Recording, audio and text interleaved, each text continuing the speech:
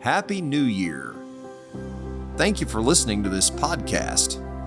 In this special January 1st episode, Dr. David K. Bernard reviews the highlights from 2023 while looking ahead to what's in store for the United Pentecostal Church International in 2024. Welcome to Apostolic Life in the 21st Century, a podcast dedicated to helping modern-day believers live out the teachings of the first century church. This podcast is part of the teaching ministry of Dr. David K. Bernard.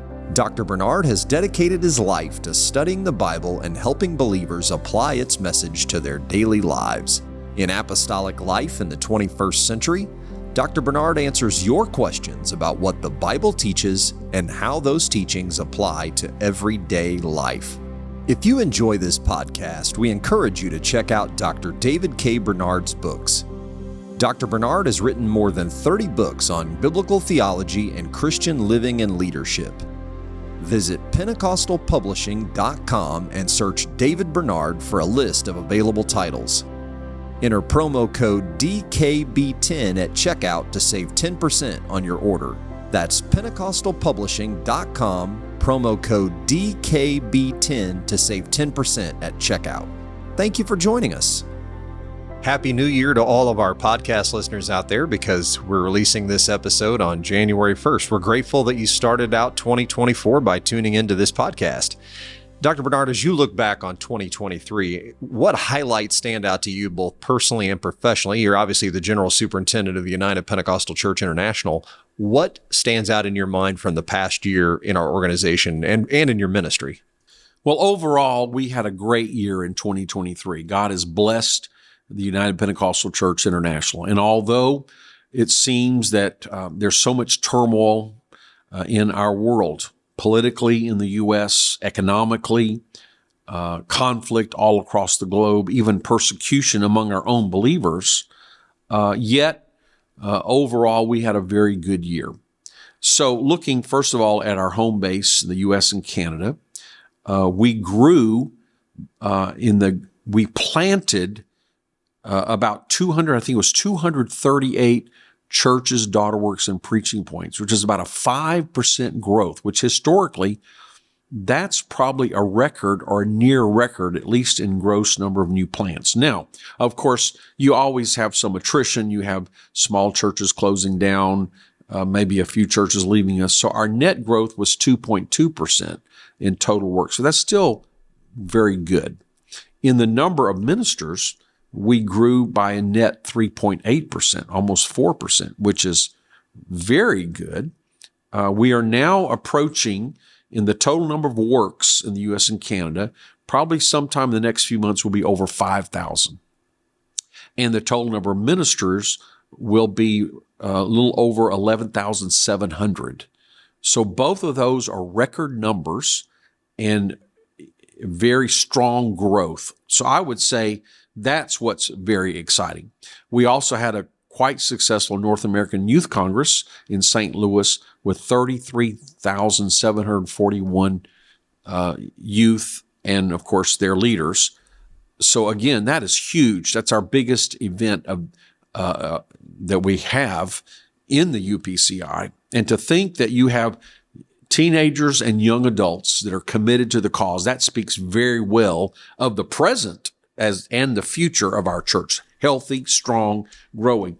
General Conference, we had a peak night of 11,200. That's not counting all the thousands that watch online.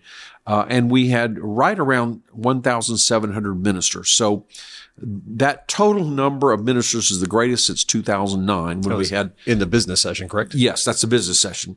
That's when... So that's the greatest since we had an election for a new general superintendent. And as far as the 11,000 plus on one night, that's the greatest in a generation. So that speaks well also.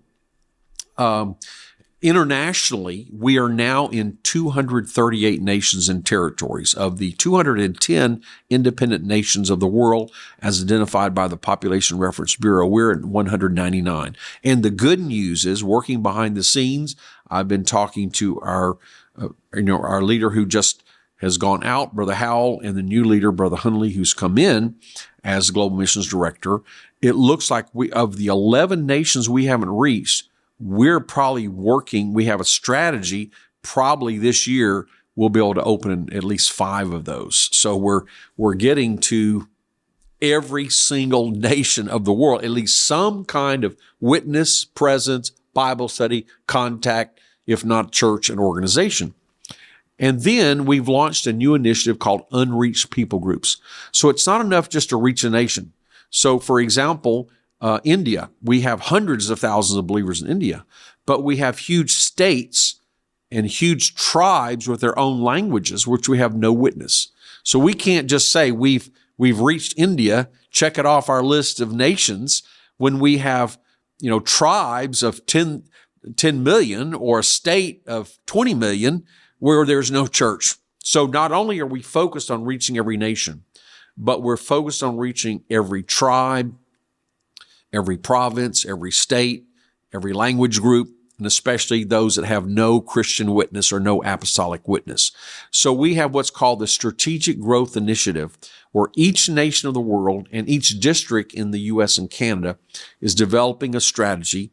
How do we multiply our ministers, multiply our works, grow existing churches, and strengthen churches that might be struggling? So if we strengthen, grow, and then plant, add. And so that's a comprehensive strategy from the grassroots level.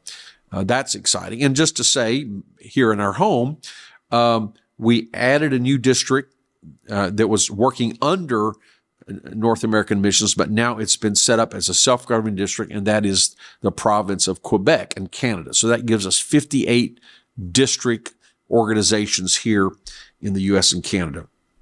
I'll also mention Urshan College, Urshan Graduate School of Theology. They are our UPCI owned and endorsed college and graduate school. We're melding them together to become a university, and we're working toward approval for a doctoral program, a Doctor of Ministry for Urshan Graduate School of Theology. The UPCI also officially acquired that campus and adjacent areas. And what we're trying to do is acquire land for expansion of the college, the graduate school, the Missouri district, the Center for the Study of Oneness Pentecostalism, which is a historical museum, future options for the loan fund and the stewardship group to have its own facilities as we outgrow what we have at headquarters presently. And in the future, if we outgrow our current headquarters building, which is it's quite a spacious building, but as we grow, this gives us opportunities in the St. Louis area. And then also we're trying to make sure we control all the surrounding area so we don't have undesirable development. And so we have this tract of land along Interstate 70 west of it's west of St. Louis proper, but in the greater metro area, kind of the suburb or exurb of Wentzville. And I'm happy to tell you, we just concluded an additional 63 acres. That will bring us to a total of 188 acres. We'll probably sell some of that off later and to recoup some of our costs, but do it strategically so we control the development. And in the meantime, the college has also purchased 5 acres with a former hotel, converted to dorm space. So that has doubled the residential capacity to at least 600. And of course, when you think about the commuters and the distance learners and the graduate school, many of those students are either distance learners or they have their own apartments, not needing a dorm. So that would easily increase our capacity to an combined enrollment of 1,000 without any further development. And in fact, this past year, we enrolled 630. So that's a dramatic increase. So both the college and the graduate school are doing quite well. And I won't give you all the statistics, but I will say for at least the past 10 years, now maybe 12 years, we've had record offerings in every category. So tremendous growth over the years in finances, global missions, North American missions, youth, children, ladies, men, as well as our Pentecostal Resources Group has had a net income for the same number of years. So all of our ministries are healthy. That means our net assets have continued to increase. Of course, we're not trying to make money, but we're trying to invest in ministry, invest in the kingdom of God. And we've been able to buy some of this property because we sold some land that was donated to us through an estate in Kansas some years ago. So we've been able to sell that farmland and reinvest in land campus in the greater St. Louis area. So financially, we're stronger than ever before, which that's very important for the success of the kingdom of God. Now, looking forward to the future, looking forward to 2024, I anticipate continued growth in finances, continued growth in the Urshan campus and enrollment, probably future construction of an auditorium I'd like to see. I don't know if we'll get it done this year, but we'll continue to expand and develop that campus. We need a chapel to seat 1,000 people. And so we're working on plans. The school administration and board are working on plans to make that possible. I think we're going to continue to reach more nations around the world. I think you're going to see, as I've already mentioned, reaching unreached people groups is going to be one of the exciting things. And I'll just give you another illustration there. At the last General Conference, in one night, we raised over $5 million for global missions, particularly what we call I Am Global. And that is designated to send our veteran missionaries back to the field early. So usually missionaries have to travel across the U.S. and Canada to raise money for their budget for 4 years. And that's valuable because it exposes our churches to missions, to the burden, to the need. So we like to do that.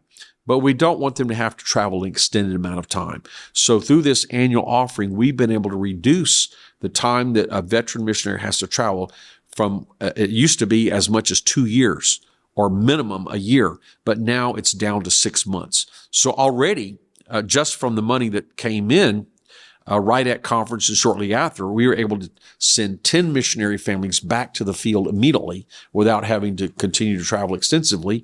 And probably as the pledges are fulfilled and money continues to come in, I'm assuming we'll send an equivalent number back in the next few months or so. So that's one example of the practical difference that it makes. So I'm excited about our plans for the future. I think we're going to continue to see church growth, church planting, increase in ministers. One specific thing we passed in our general conference, new procedure in our judicial procedure for dealing with accusations of child abuse. While those are very rare, they're very important to deal with properly. So we're doing more training of how to handle these unusual cases, how to prevent them, and if they arise, how to handle them in an appropriate way, both legally and ethically, to ensure that the church is healthy and strong. So we're always working on these initiatives. I do believe we're going to see wonderful things happen with the blessings of God in 2024. Thank you for listening to this episode of Apostolic Life in the 21st Century. If you enjoy this podcast, please take a moment to give us a review on Apple Podcasts, Spotify, or your favorite podcast app. We also appreciate it when you share Apostolic Life in the 21st Century with a friend or family member. And make plans to join us again next time as we look at how the Bible applies to everyday life.